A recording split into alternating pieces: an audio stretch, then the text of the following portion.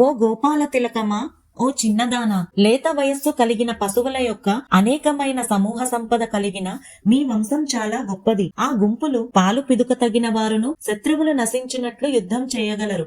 ఒక్క దోషమైననూ లేనట్టి గొల్లకులమున పుట్టిన బంగారు తీగ వంటి అందమైన దానా, పుట్టలోని పాము పడగతో సమానమైన నితంబము కలదానా, ఓ వనమయూరమా రమ్ము, నీ సఖులు బంధువులు అందరూ వచ్చి నీ వాకిట నిలిచి ఉన్నారు. వీరందరూ నీలిమేఘమునుబోలు శరీర కాంతి గల శ్రీకృష్ణుని అనేకమైన తిరునామములను పాడుచున్నారు. అయినను నీవు మాత్రం చలించక మాటాడక ఏల నిద్రించుచున్నావు అని అనుకుంటున్నారు. అనగా ఇంత ధ్వని అగుచున్నను ఉలకక పలకక ధ్యానములో ఎందుకున్నావు? ఇది శ్రీకృష్ణ సంశ్లేష అనుభవానందమే కదా. మరి ఈ సంశ్లేష అనుభవానందమును నీ ఒకతివే కాక అందరూ అనుభవించినట్లు చేయవలెను.